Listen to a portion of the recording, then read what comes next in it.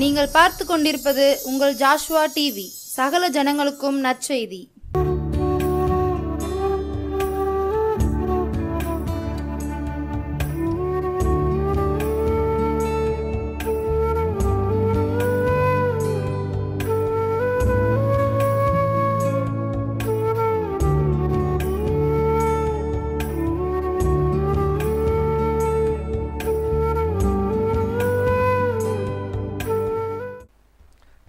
கர்த்தருடைய பரிசுத்த நாமத்து மகிமை.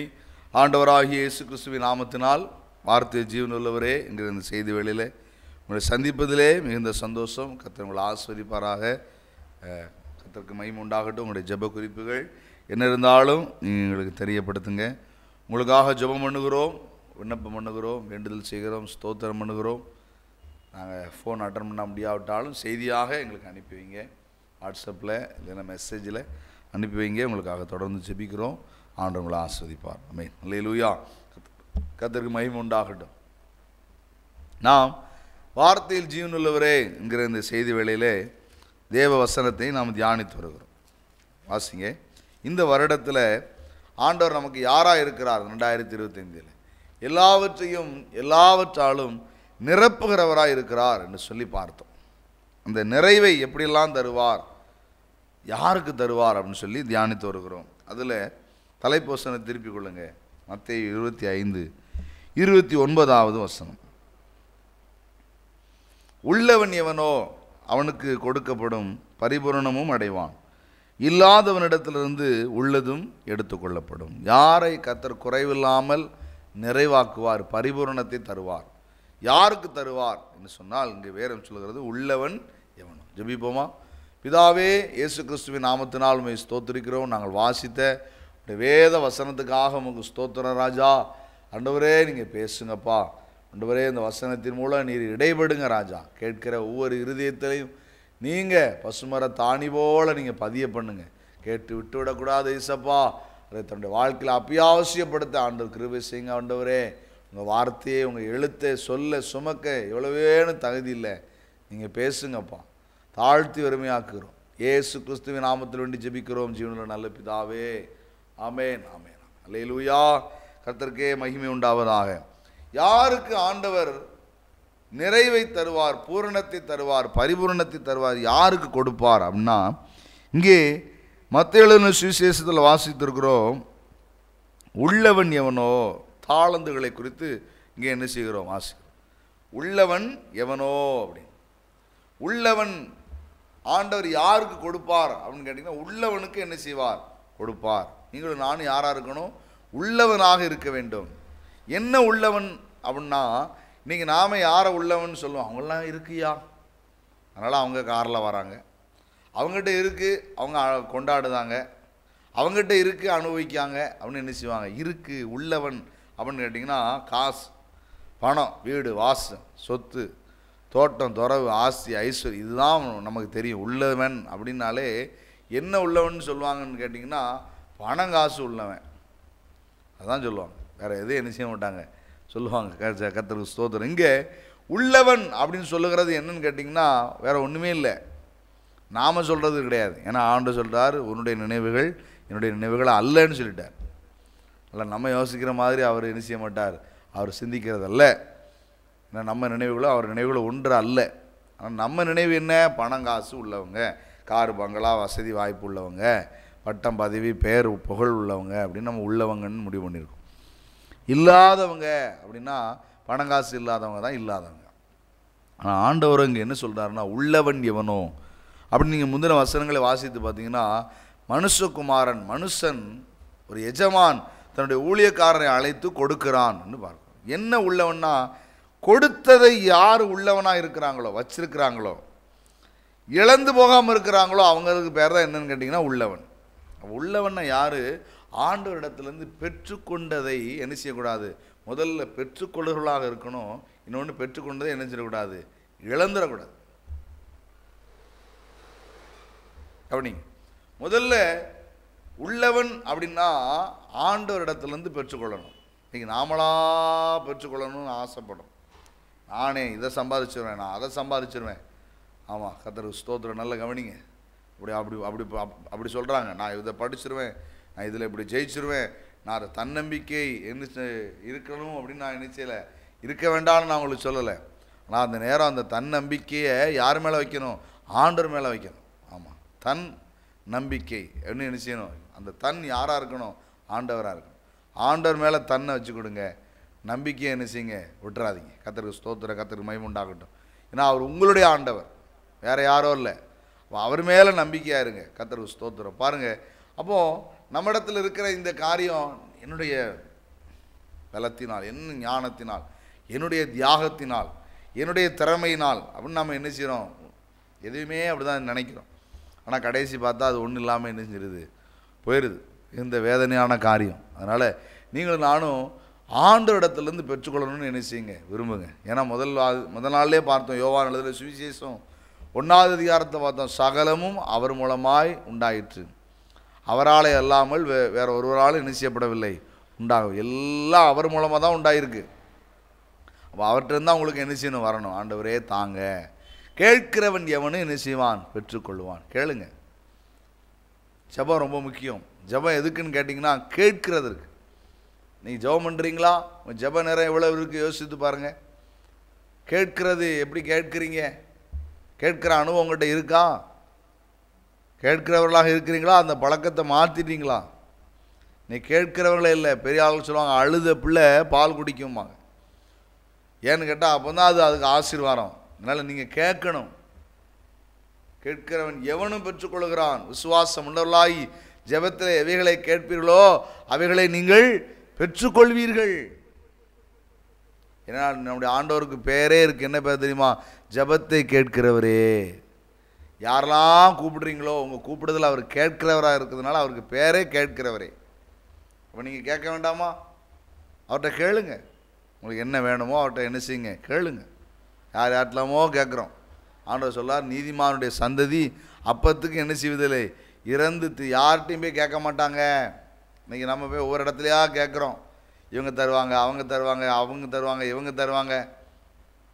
இன்றைக்கி ஒரு கூட்டம் போய் போராடுறாங்க. கவர்மெண்ட்டை போராடுறோம், இந்த அரசாங்கத்திட்ட போராடுறோம், இந்த மதத்திட்ட போய் போராடுறோம். இதெல்லாம் ஆண்டுடைய பிள்ளைகளுக்கு அழகே கிடையாது.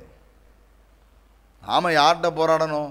பிசாசிட்ட போராடணும், ஆண்டவர்கிட்ட போராடணும். அவ்வளோதான். நமக்கு அதான். பாவத்தோடு போராடணும், பிசாசோடு போராடணும், ஆண்டவரோடு போராடணும்.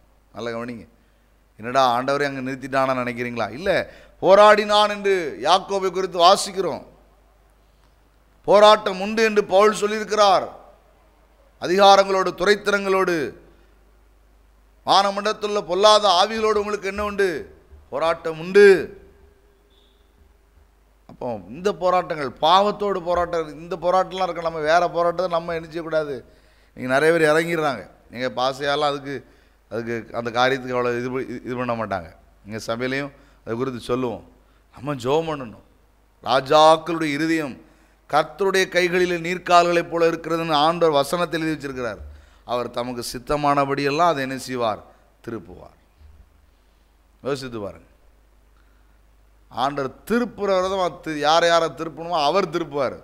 அதனால் அவரை நோக்கி கேளுங்க. விடுதலை வேணுமா? சுகம் வேணுமா? நாட்டில் என்ன வேணும்? நாட்டில் என்ன நடக்கணும்? ஜெபம் பண்ணுங்க ஐயா. திறப்பில் நில்லுங்க, உபவாசம் பண்ணுங்க, முட்டியை மடக்குங்க, முடங்குவோம்.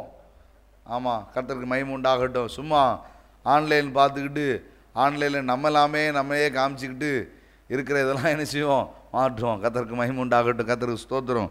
பாருங்கள், இப்போ ஜெபம் ரொம்ப முக்கியம். ஆண்டவரிடத்திலிருந்து பெற்றுக்கொள்கிற அனுபவம் நமக்கு முக்கியம். ஆண்டவர் கொடுக்கிறார். எஜமானிடத்திலிருந்து வேலைக்காரர்கள் வாங்கினார்கள். அந்த வாங்கினவர்களை தான் வயலில் போட்டிருக்கு, உள்ளவன் எவனோ. இப்போ நீங்களும் நானும் உள்ளவன்னா யாருன்னு கேட்டால் முதல்ல ஆண்டவர்கிட்டருந்து வாங்குறவங்க, ஜெபம் பண்ணுறவங்களா இருக்கணும். ஜெபம் யாரெல்லாம் ஒழுங்காக இருக்கிறீங்க? அதிகாலை ஜெபம் உண்டா? இரவு ஜெபம் உண்டா? குடும்ப ஜெபம் உண்டா? உபவாச ஜெபம் உண்டா? காத்திருந்து ஜெபம் உண்டா? விழிப்பு ஜெபம் உண்டா? யோசித்து பாருங்கள். ஜெபம்லாம் இன்றைக்கி இருக்குதா? விசுவாசமுள்ள ஜெபம் இருக்கிறதா? ஒரு பிரதர், அருமையான பிரதர் சொன்னார், ஷூட்டிங் பிரதர்னு ஜெபம் ப்ரேயர்னார். ஷூட்டிங் ப்ரேயர்னா என்னையா? நான் ஒரு நிமிஷம் அரண்டுட்டேன். என்னன்னு கேட்டிங்கன்னா, சிவியராக இப்போ இம்மீடியட்லாம் அடிக்கணுமா, அதுக்கான ஜெபம்னார். ஆமாம், ஆவியானவர் எப்படிலாம் பாருங்கள். எனக்கு என்ன ஒரு காரியம்னா என்னத்தையும் சொல்கிறாங்க, இருந்தாலும் அந்த வாஞ்சையை பாருங்கள், ஜபத்தின் மேலே ஒரு வாஞ்சையை பாருங்க ஐயா. நீ ஜபம்ல உங்கள் பிள்ளைகள்லாம் கண்ணை மூட மாட்டேங்க ஐயா. ஆண்டவர் அறியாத பிள்ளைகளாக இருந்தோம் ஐயா. திருநெல்வேலி டவுன் சாப்டர் ஸ்கூலில் போயிருக்கிறோம். அங்கே ஜபம் அப்படின்னு சொன்னால் நீங்கள் கண்களை மூடி கரங்களை கூப்பி முழங்கால் படியிட்டு என்ன செய்யுங்க.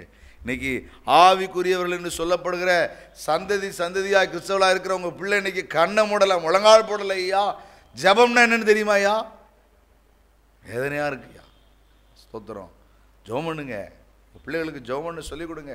நீங்கள் உங்கள் பிள்ளைகளுக்கு முன்னால் ஜெபம் பண்ணுங்க. முதல்ல அவங்கள ஜெபம் பண்ணலன்னு சொல்கிறத விட நீங்கள் ஜெபம் பண்ணுங்க. அப்போ தான் உங்கள் பிள்ளைகளுக்குள்ள அந்த ஜெபம், அந்த அனுபவம் வரும். நாம் சண்டை போட்டுக்கிட்டு நாம் துன்மார்க்கமாக தூசண வார்த்தைகளை கெட்ட வார்த்தையை பேசிகிட்டு இருந்தால் பிள்ளை எப்படியா ஜெபம் பண்ணும்? ஆமாம், கர்த்தருக்கு ஸ்தோத்திரம். ஜெபம் பண்ணுவோம் ஐயா, ஸ்தோத்திரம் பண்ணுவோம். கர்த்தருக்கு மகிமை உண்டாகட்டும். கர்த்தருக்கு ஸ்தோத்திரம். முதல்ல கேட்டு பெற்றுக்கொள்வர்களாக இருக்கணும். கேளுங்கள் தரப்படும் பாட்டு. ஆண்டவர் தான் ஆண்டவர்கிட்ட கேளுங்க. முதல்ல அவங்க தான் உள்ளவங்க. ரெண்டாவது யார் உள்ளவங்கன்னா பெற்றுக்கொண்டதை என்ன செஞ்சிடக்கூடாது, இழந்துடக்கூடாது. அவங்க தான் யாருன்னு கேட்டிங்கன்னா உள்ளவன். முதல்ல ஜெபிக்கிறவன் உள்ளவன். ரெண்டாவது பெற்றுக்கொண்டவன், ஆண்டவரிடத்துலேருந்து பெற்றுக்கொண்டவன். நீங்கள் இன்றைக்கி மனந்திரும்புதலை பெற்றிருக்கிறீங்க, ரட்சிப்பை பெற்றிருக்கிறீங்க, கிருபையை பெற்றிருக்கிறீங்க, அபிஷேகத்தை பெற்றிருக்கிறீங்க. ஆமேன், கர்த்தருக்கு ஸ்தோத்திரம். வரங்களை பெற்றிருக்கிறீங்க.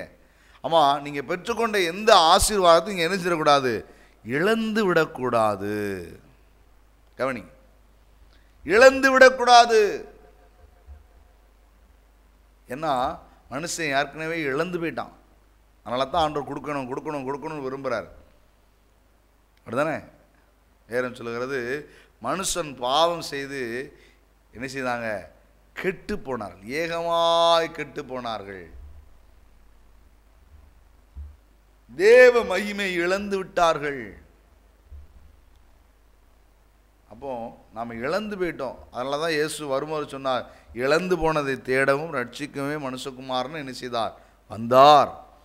இப்போ இழந்து போகிற மனுஷன் தேவ மகிமை இழந்து போயிட்டான், தேவனோடு இருக்கிற உறவை இழந்து போயிட்டான், பரிசுத்தத்தை இழந்து போயிட்டான், ஞானத்தை இழந்து போயிட்டான், அறிவு இழந்து போயிட்டான். யோசித்து பாருங்கள், புத்தி இழந்து போயிட்டான். எல்லாத்தையும் இந்த மனுஷன் இழந்து போயிட்டான். எல்லாத்தையும் திரும்ப கொடுக்கறதுக்கு தான் யார் வந்திருக்கா, இயேசு வந்திருக்கார். ஆமேன் சொல்லுங்கள். ஆமேன். நீங்கள் என்ன இழந்திருக்கிறீங்க? வீடை இழந்திருக்கிறீங்களா? சொத்தை இழந்திருக்கிறீங்களா? கணவனை இழந்திருக்கீங்களா? மனைவி இழந்திருக்கிறீங்களா? பிள்ளைகளை இழந்திருக்கிறீங்களா? இழந்து போய் இருக்கிறீங்களா? நிற்கதியாக நிற்கிறீங்களா ஐயா? ஆண்டவர் ஒரு நாள் உங்களை கைவிட மாட்டாரியா? ஆண்டவர் உங்களுக்கு தாயாக இருப்பார், உங்களுக்கு தகப்பனாக இருப்பார், கணவனாக இருப்பார், உங்கள் மனைவியாக இருப்பார், உங்கள் பிள்ளைகளாக இருப்பார் ஐயா. அவரை நம்புகிறவர்களையோ ஒரு கிருபை சூழ்ந்து கொள்ளும் என்று வேறும் சொல்லுகிறது. ஒரு நாள் உங்களை உதறி தள்ள மாட்டார். இழந்து போகிறது மிகுந்த கொடுமை. யார் உள்ளவன் கேட்டிங்கன்னா இழந்து போகாதவன். ஆண்டவர்கிட்ட கேளுங்க, ஆண்டவரே நான் எதை இழந்திருக்கணும் அதை எனக்கு என்னசிங்க தாங்க. சங்கீதக்காரனாகி தாவீது சொல்லுகிறார் தன்னுடைய 51ஆவது சங்கீதத்தில், ரட்சணியத்தின் சந்தோஷத்தை திரும்பவும் எனக்கு தந்து. யோசித்து பாருங்க, அதே தாவீது அவர்களுக்கு தானியமும் திராட்சரசமும் பெருகி இருக்கிற காலத்து சந்தோஷத்தை பார்க்கலும் மிகுந்த அதிகமான சந்தோஷத்தின் உள்ளத்தில் தந்து. ரட்சிப்பின் சந்தோஷம் அது தானியமும் திராட்சரசத்தை விட,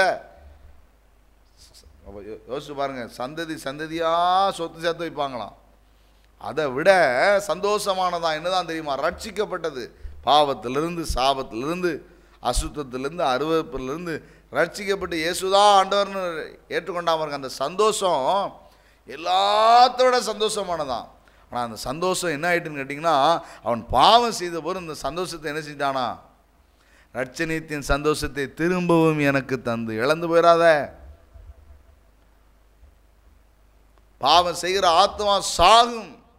ஆண்டவர்கிட்ட கேளுங்க, ஆண்டவரே நான் இழந்து ரட்சிப்பை இழந்துடக்கூடாதுயா, பரிசுத்த ஆவியை இழந்துடக்கூடாது, அபிஷேகத்தை இழந்து விடக்கூடாது. உற்சாகமான ஆவி எனக்கு என்ன செய்யுங்க தான். வாசிங்க பாருங்க, சங்கீதங்கள் 51ஆம் சங்கீதத்தில் சங்கீதக்காரனாகிய தாவீது பக்தன் அவர் என்ன காரியெல்லாம் சொல்கிறாரு பாருங்க. கர்த்தருக்கு மகிமை உண்டாகட்டும். வாசிங்க. Praise the Lord. கர்த்தருக்கு ஸ்தோத்திரம்.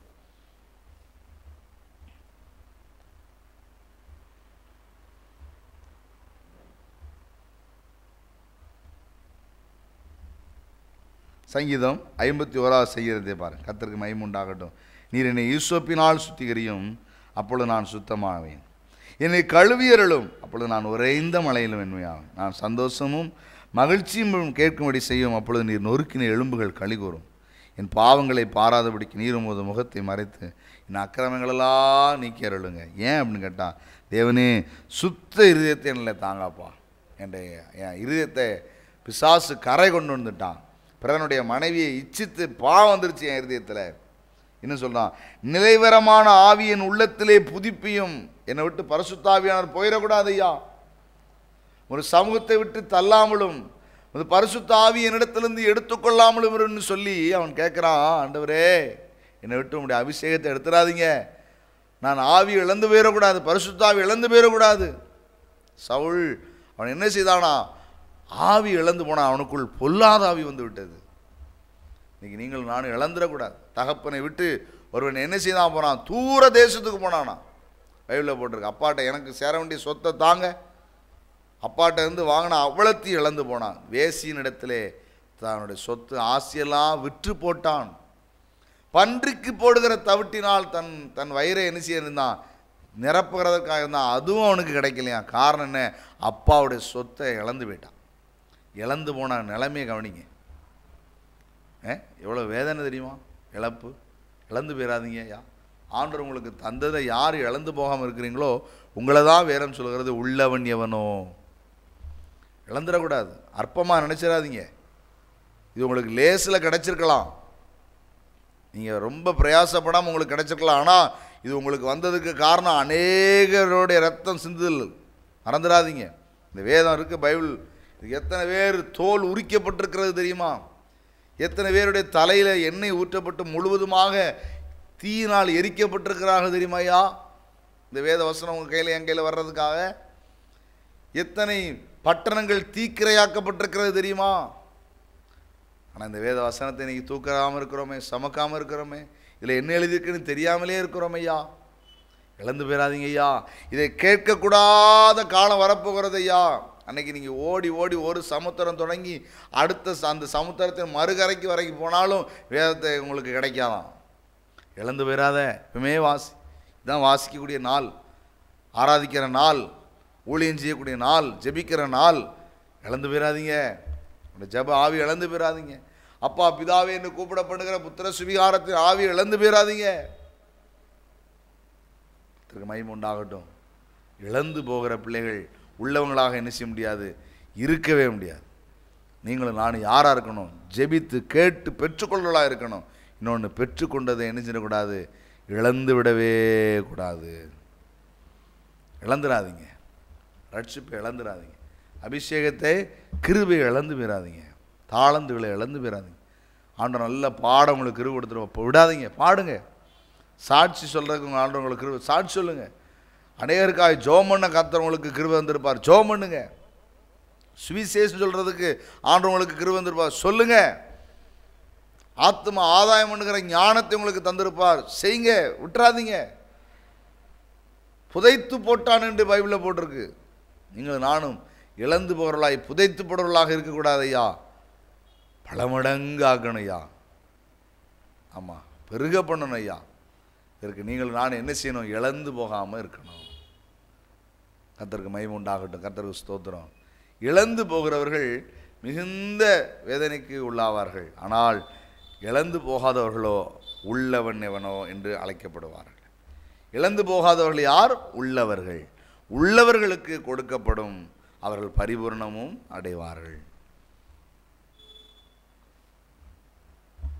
இழந்து போகாமல் இருக்கிறதுக்கு நாம் இப்போ என்ன செய்ய போகிறோம்? பைபிளில் இழந்து போகாமல் இருக்கிறதுக்கு வேதத்தில் அநேக காரியங்கள் சொல்லப்பட்டிருக்கிறது. கர்த்தருக்கு மகிமை உண்டாகட்டும். பாருங்கள், என்னெல்லாம் இழந்து போகாமல் இருக்கிறதற்காக செய்திருக்கிறாங்க. அருமையான மோசே என்கிறதான பக்தன் ஆண்டவர் அழைத்தார். அவன் ஆண்டவருடைய அழைப்பை கேட்டு மனைவியும் பிள்ளையும் கூட்டிகிட்டு என்ன செய்கிறான், வர்றான். ஆண்டவர் கூப்பிட்டுருக்கிறாரு, வாரேன் அப்படின்ட்டு வர்றான். ஆனால் பைபிளில் போட்டிருக்கு, வழியிலே தூதன் நின்று அவனை கொல்ல பார்த்தான் என்று எழுதப்பட்டிருக்கு. கொல்ல பார்த்த பொழுது இவர் எனக்கு இரத்த சம்பந்தமான புருஷன் என்று சொல்லி ஒரு கருக்கான கல்லை எடுத்து தன் பிள்ளைக்கு விருத்த சேதனம் பண்ணிட்டாங்களாம். விருத்த சேதனம் பண்ணி அந்த நுனித்தோலை எரிந்து சொன்னால், இவர் எனக்கு இரத்த சம்பந்தமான புருஷன்னு புருஷனை ஆண்டவர் தனக்கு கொடுத்த புருஷனை இழந்து போனதுக்கு அவள் எப்படி இல்லை? அவள் ஒரு எபிரேய பெண் கிடையாது அவள். ஆனால் அவளுக்குள்ளே விதைக்கப்பட்டிருக்கிறது என்ன தெரியுமா? மோசேயின் மூலமாக விருத்த சேதனம் பண்ணுகிற இந்த உடன்படிக்கை, நித்திய உடன்படிக்கை எங்கள் முற்பிதாக்களாகிய ஆபிரகாமோடு ஆண்டவர் பண்ணியிருக்கிறார்னு அதை மோசே சொல்லியிருக்கிறான் பாருங்க. அப்போ இழந்து போகாமல் இருக்கணும்னா நான் என்ன செய்யணும்? ஆமேன், கர்த்தருக்கு மகிமை உண்டாகட்டும். ஆண்டுடைய வசனத்துக்கு என்ன செய்யணும்? செவி கொடுக்கணும். நீங்களும் நானும் இழந்து போகாதவர்களாக இருக்க கர்த்தருடைய சத்தத்தை கேட்போம். நிச்சயமாய் நீங்கள் ஒரு நாள் இழந்து போக மாட்டீங்க. கர்த்தர் உங்களை உள்ளவர்களாக கொடுக்க நீங்கள் பெற்றுக்கொள்கிறவர்களாகவும் பரிபூர்ணம் அடைவர்களாகவும் கர்த்தர் உங்களை மாற்றுவார். ஜெபிப்போம். பிதாவே, இயேசுவின் நாமத்தில் உம்மை ஸ்தோத்திரிக்கிறோம். வார்த்தை கேட்ட பிள்ளைகளை ஆசீர்வதியும், அவர்களுக்கு கொடுங்க, பரிபூர்ணம் அடைய செய்யுங்கப்பா. கிருபை இரக்கம் தயவு தாங்கட்டும். இயேசு கிறிஸ்துவின் நாமத்தில் ஒன்று ஜெபிக்கிறோம் ஜீவனுள்ள நல்ல பிதாவே. ஆமென், ஆமென். அல்லேலூயா. கர்த்தர் உங்களை ஆசீர்வதிப்பார். கர்த்தருக்கு மகிமை உண்டாகட்டும்.